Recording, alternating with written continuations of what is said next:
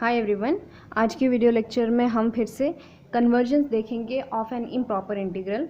और इस बार इंटीग्रल है 0 से लेकर infinity x to the power n minus 1 e to the power minus x d x.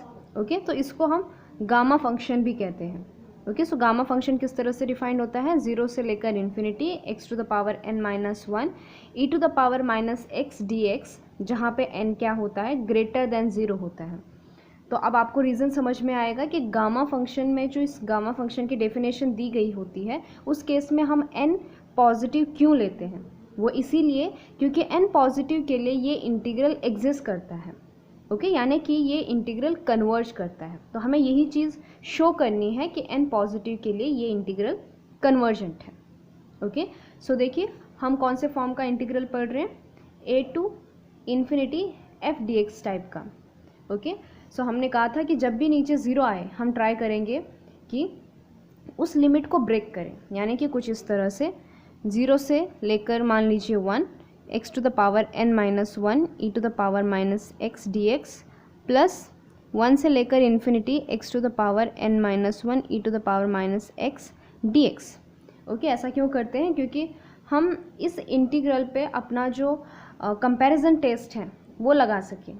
Okay, infinity के केस में, क्योंकि हमने जो है comparison an important comparison test किसके लिए पढ़ा है? 1/x to the power n, जहाँ पर a से लेकर इन्फिनिटी तक होती हैं लिमिट्स, जहाँ पे a ग्रेटर देन 0 होता है।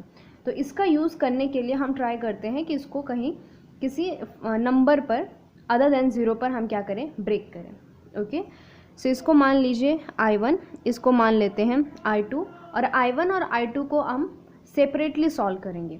ओके, सो अगर दोनों जिस कंडीशन पे कन्वर्ज करेंगे वही हमारा क्या होगा? कंडीशन होगा कन्वर्जेंस का। सो सबसे पहले I1 की बात करते हैं। सो I1 में देखिए किस टाइप का इंटीग्रल है? 0 से लेकर 1, यानी कि ये इस फॉर्म का है a to b f dx, जहाँ पे लिमिट्स क्या हैं? फाइनाइट है। और अब हमें ये देखना है कि इन लिमिट्स में से क्या कोई पॉइंट ऑफ इन्फिनाइट डिसकंटिन्यूटी है या नहीं है। ओके, इस टाइप का हमने एग्जाम्पल ऑलरेडी सॉल्व किया है, लेकिन फिर से एक बार करते हैं। सो 0 से लेकर 1, अगर मैं इसमें 1 पुट करूं, so 1 to the power n minus 1 और e to the power minus 1, ये क्या आएगा? ये हमेशा एक फाइनाइट वैल्यू देगा आपको, क्योंकि ये 1 आएगा और 1/e is a finite number. ठीक है, तो इसका क्या मतलब हुआ कि 1 की वजह से इस फंक्शन की वैल्यू कभी भी इन्फिनाइट नहीं आएगी। So 1 is not point of infinite discontinuity. Okay, so अगर मैं 0 की बात करूं, सो देखिए 0 की बात करूं तो e टू द पावर 0 1 हो जाएगा, लेकिन इस x to the power n minus 1 इस पे कंडीशन बनेगी कि देखिए जब n माइनस 1 पॉजिटिव होगा तो x to the power n minus 1 ये वाली टर्म न्यूमरेटर में ही रहेगी, और उस टाइम पे अगर आप 0 रखोगे तो आपका इसका आंसर 0 आ जाएगा।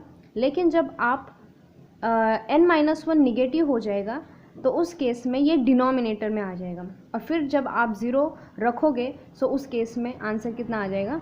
इन्फिनिटी आ जाएगा। राइट, तो इसका क्या मतलब है कि यहाँ पर 0 पॉइंट ऑफ इन्फिनाइट डिसकंटिन्यूटी बना रहा है।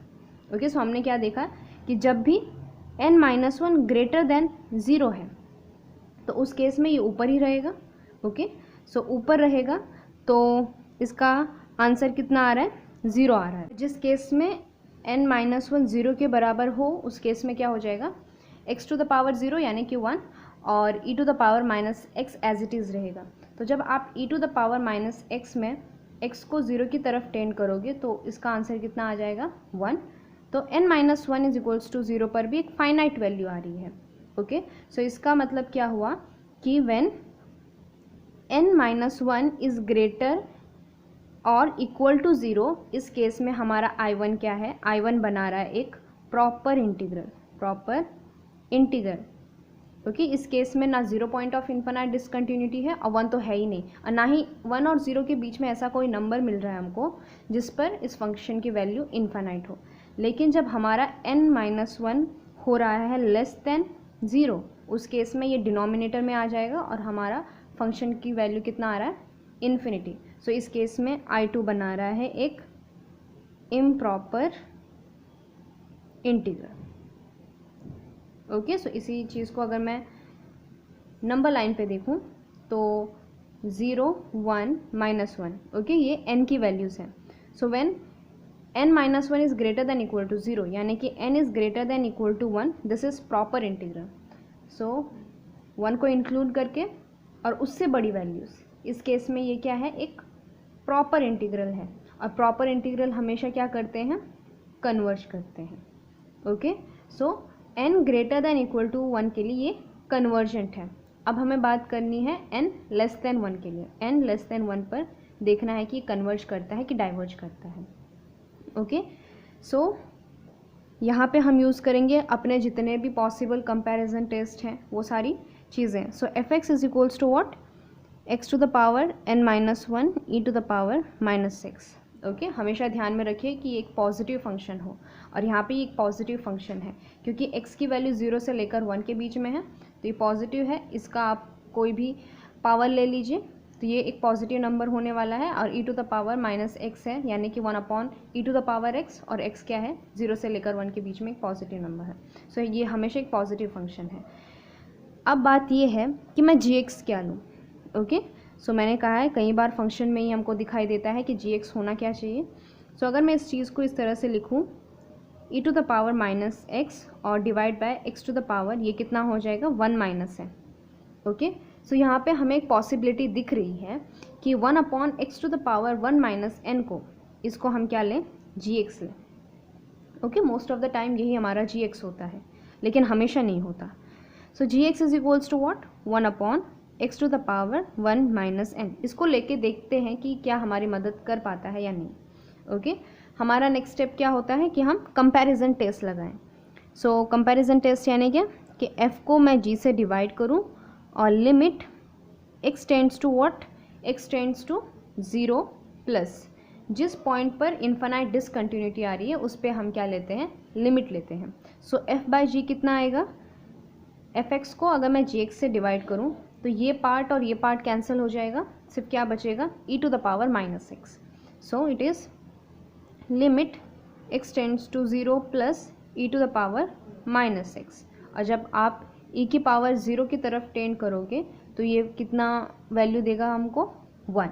और 1 क्या है, 1 है एक नॉन ज़ीरो, नॉन इन्फिनाइट, यानी कि non zero finite number. Okay, so इस केस में हमारी कंपैरिजन टेस्ट क्या कहती है, कंपैरिजन टेस्ट कहती है कि जब भी हमारा एक l वैल्यू आए जो कि एक नॉन ज़ीरो, नॉन इन्फिनाइट हो, तो हमारे दोनों इंटीग्रल क्या करेंगे, कन्वर्ज और diverge together on the same limit.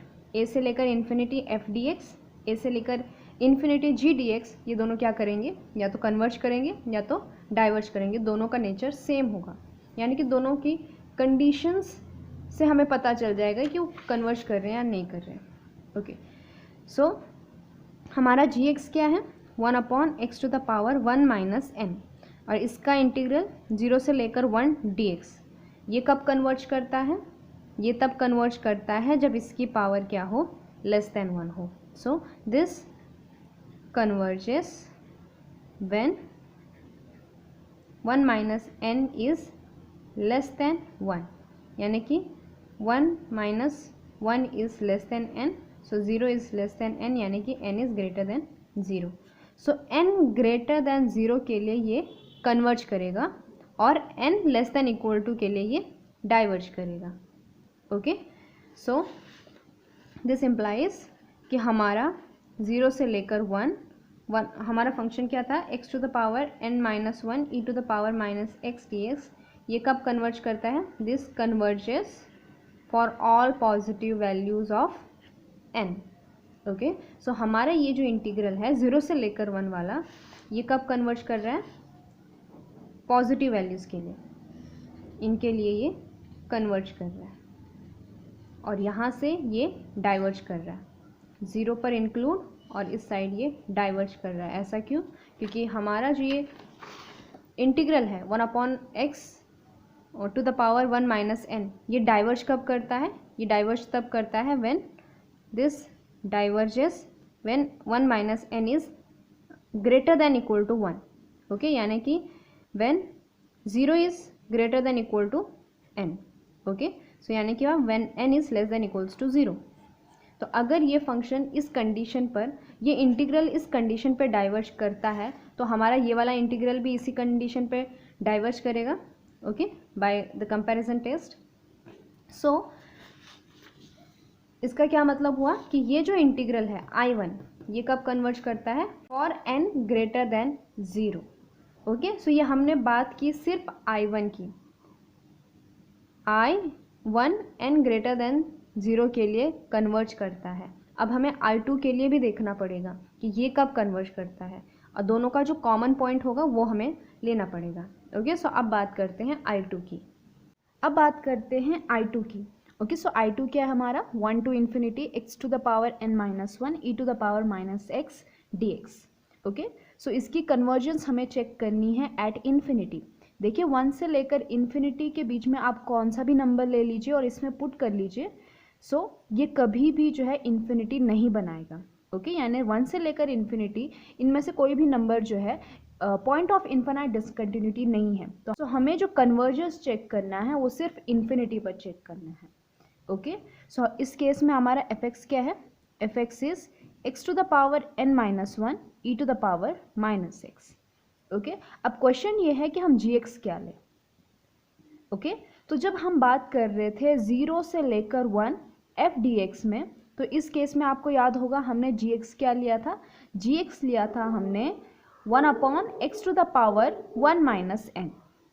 अब हमें ये चेक करना है क्या ये gx हमें मदद करता है कि इस बार भी इस I2 की कन्वर्जेंस चेक करने के लिए, ओके। सो हमारा fx है x to the power n minus 1 e to the power minus x, और gx क्या है 1 upon x to the power 1 minus n, okay. So fx is nothing but e to the power minus x divide by x to the power 1 minus n। ये हमारा fx है, ये हमारा gx है। तो जब मैं f बाई g निकालूंगी तो उस केस में e to the power minus x upon x to the power 1 minus n को मैं डिवाइड करूंगी 1 divide by x to the power 1 minus n, okay. So ये जो पार्ट है ये डिलीट हो जाएगा, ओके, ये कैंसिल हो जाएगा और हमारे पास क्या बचेगा, e to the power minus x. So f over g is what, e to the power minus x. और हम लिमिट कौन सी लेते हैं, लिमिट x टेंड्स टू, इस बार हम किस पे चेक कर रहे हैं, इन्फिनिटी पर चेक कर रहे हैं। So limit x tends to infinity, limit x tends to infinity, okay. So limit x tends to infinity e to the power minus x is what, 0, okay, क्योंकि e to the power minus infinity is 0।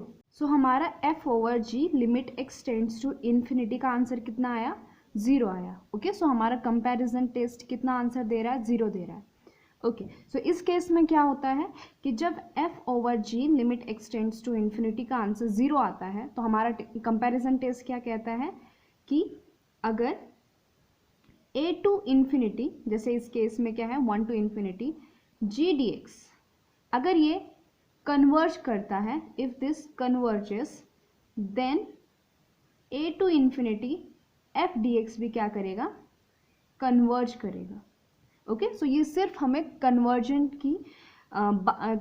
के बारे में बताता है कि अगर ये g dx converge करता है तो f dx भी क्या करेगा, कन्वर्ज करेगा उन कंडीशंस पर। लेकिन अगर किसी कंडीशन पे g dx डाइवर्ज करता है तो हम जो है f dx के बारे में कुछ नहीं बता सकते, okay.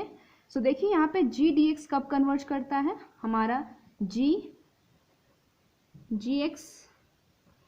dx from a to infinity, ये क्या है 1 to infinity 1 upon x to the power 1 minus n dx। ये जो इंटीग्रल है by an important comparison integral, ये कब कन्वर्ज करता है, ये कन्वर्ज करता है, दिस कन्वर्जेस जब इसका पावर क्या हो, ग्रेटर देन 1 हो, यानी कि when 1 minus n is greater than 1, यानी क्या कि 1 minus 1 is greater than n, 0 is greater than n, यानी कि n is less than 0, okay. So अगर मैं इस फॉर्म में कहूँ, सो अगर ये सारी n की वैल्यूज़ हैं 0, इधर 1, इधर माइनस 1, इधर 1, सो n लेस देन 0, यानी कि इन कंडीशन के लिए n की इन वैल्यूज़ के लिए ये इंटीग्रल क्या करता है, कन्वर्ज करता है। लेकिन क्वेश्चन ये है कि 0 और इस साइड में क्या है। सो देखिए इस केस में जब मैंने gx क्या लिया 1 upon x to the power 1 minus n, ये सिर्फ हमें इतना बता रहा है कि n लेस देन 0 के लिए ये जो इंटीग्रल है हमारा जो एफ डी एक्स का इंटीग्रल है फ्रॉम 1 टू इन्फिनिटी, ये क्या कर रहा है, कन्वर्ज कर रहा है। लेकिन n इज इक्वल्स टू 0 और n ग्रेटर देन 0 पर क्या कंडीशन है ये हमें पता नहीं चल रही है। इसका मतलब क्या कि हमारा gx जो है वो एक इनकम्प्लीट इंफॉर्मेशन दे रहा है। ओके, और ये चीज़ हमने ऑलरेडी पढ़ी थी। हमने कुछ ऐसे एग्जाम्पल किए थे जब हमने देखा कि जो gx है वो एक इनकम्प्लीट इंफॉर्मेशन देता है, तो उस केस में हमें क्या करना पड़ता है, gx को चेंज करना पड़ता है। ओके, सो ये जो gx था ये 0 से लेकर 1 के केस में हमें कन्वर्जेंस के बारे में तो बता रहा था, लेकिन यही gx जो है 1 से लेकर इन्फिनिटी के केस में हमें पूरी इंफॉर्मेशन नहीं दे रहा है। इसका क्या मतलब हुआ कि हमें gx को चेंज करना पड़ेगा। ओके, सो अब क्वेश्चन ये है कि हमारा gx क्या हो। ओके, सो देखिए यहाँ पे हमारी स्ट्रैटेजी होती है कि हम जो gx लें वो ऐसा gx लें जो एक कन्वर्जेंट हो। ओके, हमेशा हम यही ट्राई करते हैं कि हमारा जो gx है वो एक कन्वर्जेंट इंटीग्रल हो। ओके, फिर हम ट्राई करते हैं कि मैं उस gx को अपने fx से डिवाइड करूं और मुझे कुछ ऐसा नंबर मिले जिससे हमें उस इंटीग्रल की कन्वर्जेंस की पूरी इंफॉर्मेशन मिले। ओके, सो हम एक gx लेके चलते हैं जो कैसा हो, एक कन्वर्जेंट हो। ओके, सो कन्वर्जेंट हमने पढ़ा है कि 1/x to the power n, 1 से लेकर इन्फिनिटी, ओके, a से लेकर infinity 1/x to the power n dx। ये कब कन्वर्जेंट होता है, जब n क्या हो, ग्रेटर देन 1 हो। ओके, तो मैं एक ऐसा gx लेती हूँ जहाँ पे ये n क्या हो, ग्रेटर देन 1 हो। Okay, so for example greater than 1 के लिए मैं लेती हूँ x to the power 2। Okay, because 2 is greater than 1, तो मैंने इस केस में gx क्या ले लिया, 1/x to the power 2। Okay, अब इस gx से देखते हैं क्या हमें कंप्लीट इंफॉर्मेशन मिलती है या फिर नहीं। ओके, सो फिर से क्या करेंगे, f/g निकालेंगे। ओके, सो f/g कितना आएगा, f is x to the power n minus 1 e to the power minus x divide by gx is what, 1/x square. Okay, अब ये x स्क्वायर ऊपर चला जाएगा, सो क्या बनाएगा ऊपर, x to the power n minus 1 plus 2 is n plus 1 e to the power minus x। ये हमारा क्या है, f/g।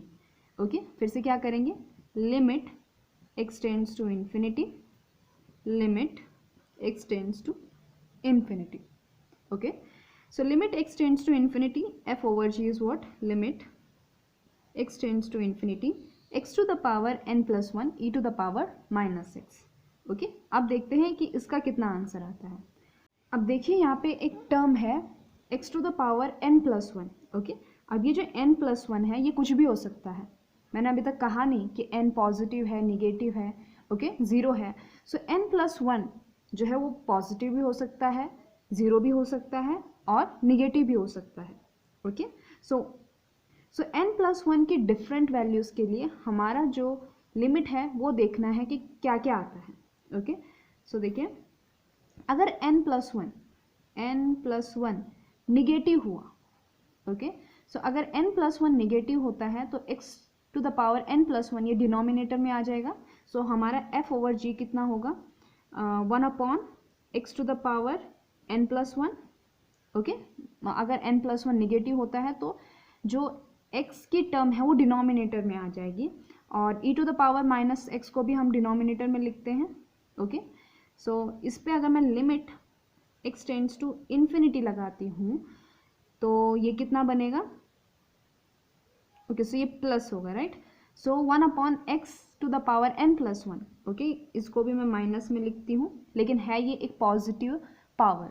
Okay, so 1/x to the power minus n plus 1 e to the power x। अगर इस पर मैं x tends to infinity लगाऊँ तो इस लिमिट का आंसर कितना आएगा, 0 आएगा। ओके, देखिए क्योंकि 1/x to the power n plus 1, okay, e to the power x, तो x भी इन्फिनिटी को टेंड कर रहा है, e टू द पावर भी इन्फिनिटी को टेंड कर रहा है। ओके, यानी कि ये दोनों टर्म जो है इन्फिनिटी को टेंड कर रहे हैं। सो 1/infinity विल अप्रोच टूवर्ड्स 0, तो इसका आंसर कितना आएगा, 0 आएगा। और जब 0 जो है कंपैरिजन टेस्ट का आंसर आता है तो उस केस में क्या कहते हैं कि अगर a to infinity g dx converge करता है सो a से लेकर इन्फिनिटी f dx भी क्या करेगा, कन्वर्ज करेगा। ओके, सो हमारा 1/x² क्या कर रहा है, कन्वर्ज कर रहा है, क्योंकि 2 इज ग्रेटर देन 1। सो हमारा इस कंपैरिजन टेस्ट के according limit from 1 to infinity x to the power n-1 e to the power -x dx क्या करेगा, कन्वर्ज करेगा जब n+1 क्या हो, लेस देन 0 हो, यानी कि n क्या हो, लेस देन -1 हो। तो इस केस के लिए हमारा जो इंटीग्रल है वो क्या करता है, कन्वर्ज करता है। ओके, इस केस में कन्वर्ज करता है। ओके, अब क्वेश्चन ये है कि सपोज n+1 0 हो जाए। ओके, ये केस नंबर 1 था। केस नंबर 2, अगर n+1 जो है वो 0 हो जाता है, यानी कि n जो है वो -1 हो जाता है। अगर n+1 जो है वो 0 होता है तो इस केस में हमारा f/g कितना बनेगा, सिर्फ हमारे पास क्या होगा, e to the power -x limit x tends to infinity, यानी क्या, यानी क्या 1 divide by e to the power x limit x tends to infinity, और इसका आंसर कितना आएगा, 0 आएगा। सो व्हेन n+1 इज 0, उस केस में हमारा जो कंपैरिजन टेस्ट है f/g, इसका आंसर भी कितना आता है, 0 आता है। और हमारा कंपैरिजन टेस्ट क्या कहता है इस केस में कि अगर g dx कन्वर्ज करता है तो f dx भी क्या करेगा, कन्वर्ज करेगा। एंड ऑब्वियसली हमारा जो g dx है वो कितना है, 1/x²। ओके, और ये क्या करता है, ये कन्वर्ज करता है क्योंकि 2 is greater than 1। So when n+1 is 0, यानी कि n इज इक्वल्स टू -1, इस केस में भी हमारा इंटीग्रल क्या करता है, कन्वर्ज करता है। ओके, अब बात ये है कि when n+1 is greater than 0। Okay, third case is when n+1 is greater than 0। So when n+1 is greater than 0, तो ये x to the power n+1 ये जो टर्म है ये न्यूमरेटर में ही रहेगी। सो हमारा f/g limit x tends to infinity कितना आएगा, x to the power n+1 divide by e to the power x limit x tends to infinity. अब इसमें अगर मैं limit x tends to infinity करूँ तो हमारा आंसर कितना आएगा, क्योंकि x भी न्यूमरेटर में है और e to the power x denominator में है, और x को अगर मैं इन्फिनिटी की तरफ अप्रोच करूँ तो ये कितना आएगा, x is in numerator so x tends to infinity, so numerator भी इन्फिनिटी को टेंड करेगा, और e to the power x में जब मैं x को टेंड करूँगी इन्फिनिटी की तरफ, सो हमारा डिनोमिनेटर भी क्या करेगा, इन्फिनिटी की तरफ टेंड करेगा। सो ये इन्फिनिटी बाय इन्फिनिटी की फॉर्म में आ गया, राइट। सो इस फॉर्म में आने के बाद हम क्या करते हैं, एल हॉस्पिटल रूल लगाते हैं। ओके, सो इस पर अगर मैं एल हॉस्पिटल रूल लगाऊं तो ये कितना आएगा, n+1 into x to the power, एक पावर कम हो जाएगी यानी x to the power n divide by e to the power x as it is. Okay, और फिर से क्या करेंगे, हम इस पर लिमिट लगाएंगे x टेंड्स टू इन्फिनिटी, तो क्या आएगा, फिर से जो है ये इन्फिनिटी बाय इन्फिनिटी की फॉर्म में आएगा, क्योंकि x to the power n is in numerator और e to the power x is in denominator. तो अगर आप x को जो है इन्फिनिटी की तरफ टेंड करो तो ये कितना होगा, ये फिर से इन्फिनिटी बाय इन्फिनिटी की फॉर्म में आएगा, राइट। सो फिर से क्या करेंगे, हम एल हॉस्पिटल रूल लगाएंगे। सो ये कितना आएगा, n+1 into n x to the power n-1 divide by e to the power x, फिर से वही इन्फिनिटी बाय इन्फिनिटी वाले फॉर्म में। तो ये हम कब तक करते जाएंगे, जब तक हमारा जो न्यूमरेटर है वहाँ पे कोई फाइनाइट वैल्यू ना आ जाए। ओके, अगर मैं इस पे जो है एल हॉस्पिटल रूल लगाती जाऊँ तो हमारा आंसर कितना आएगा, n+1 इंटू n-1, और ये कब तक चलता जाएगा, 1 तक चलता जाएगा, जब तक x की पावर कितनी हो जाए, 0 हो जाए। ओके, उसके आगे हम नहीं जाएंगे। So divide by e to the power x। So ये क्या बना, n+1 factorial divide by e to the power x। Okay, जब आप इस पे limit x tends to infinity करोगे तो आपका आंसर कितना आएगा, 0 आएगा। ओके, और 0 के केस में फिर से वही बात कि a से लेकर इन्फिनिटी g dx अगर कन्वर्ज करता है सो a से लेकर इन्फिनिटी f dx भी क्या करेगा, कन्वर्ज करेगा। और 1/x² का इंटीग्रल फ्रॉम 1 टू इन्फिनिटी क्या करता है, कन्वर्ज करता है, इसीलिए हमारा f dx 1 से लेकर infinity x to the power n-1 से लेकर infinity x to the power n-1 e to the power -x dx भी क्या करेगा, कन्वर्ज करेगा। ओके, सो हमने यहाँ पे क्या देखा कि 1 से लेकर इन्फिनिटी f dx ये कब कन्वर्ज करता है, फॉर ऑल n की सारी वैल्यूज़ के लिए ये इंटीग्रल कन्वर्ज करता है। ओके, सो हमारा जो इंटीग्रल था वो क्या था, 0 से लेकर इन्फिनिटी एफ डी एक्स, जिसको हमने दो पार्ट में तोड़ा, 0 से लेकर 1 और 1 से लेकर इन्फिनिटी। और हमने कहा कि ये कब कन्वर्ज करता है, ये कन्वर्ज तब करता है for values n greater than 0। Okay, और ये कन्वर्ज करता है for all values of n। सो इसका जो आंसर है वो फाइनाइट आता है, आप चाहे कोई भी n ले लीजिए, लेकिन इसका आंसर फाइनाइट कब आता है, ये कब कन्वर्ज करता है, जब n क्या हो, ग्रेटर देन 0 हो। ओके, सो इन दोनों का आंसर फाइनाइट कब आएगा, जब n ग्रेटर देन 0 होगा, क्योंकि जब n less than equal to 0 होगा तो ये चीज़ क्या करता है, डाइवर्ज करता है, यानी कि इसका आंसर इन्फिनिटी आता है। सो अगर आप इन्फिनिटी में कोई भी फाइनाइट नंबर ऐड करो, so it will be infinity only. Okay, so n less than equal to 0 के लिए आप इन दोनों को ऐड करोगे तो क्या करेगा, ये पूरा का पूरा इंटीग्रल डाइवर्ज करेगा। सो कन्वर्ज कब करेगा, सिर्फ when n is greater than 0। Okay, so n greater than 0 के लिए इसका भी आंसर फाइनाइट आता है और इसका भी आंसर फाइनाइट आता है, तो दो फाइनाइट नंबर का सम भी फाइनाइट है। Okay, so this integral converges for n greater than 0। Okay, so यहाँ से हमारा क्या कंक्लूजन निकला कि हमारा जो गामा फंक्शन है, वो किसके ऊपर डिफाइंड है, n ग्रेटर देन 0 के लिए। ओके, क्योंकि हमारा गामा फंक्शन जो है वो n ग्रेटर देन 0 में एग्जिस्ट करता है, यानी क्या कि उसका आंसर फाइनाइट आता है। ओके, और n less than equals to 0 में वो एग्जिस्ट नहीं करता, क्योंकि उसका आंसर इनफाइनाइट आता है। किस चीज़ की वजह से, इस पहले इंटीग्रल की वजह से, 0 से लेकर 1 एफ डी एक्स की वजह से जो है ये जो गामा फंक्शन है ये डाइवर्ज करता है n less than equals to 0, यानी कि एग्जिस्ट नहीं करता n less than equals to 0 के लिए। ओके, सो जब भी आप नेक्स्ट टाइम गामा फंक्शन की डेफिनेशन देखोगे और वहाँ पे ये पार्ट देखोगे तो आपको समझ में आएगा कि यहाँ पे n ग्रेटर देन 0 ही क्यों लिया है। ओके, और n less than equals to 0 में ये इनफाइनाइट यानी कि एग्जिस्ट क्यों नहीं करता, क्योंकि इस इंटीग्रल की वजह से। ओके,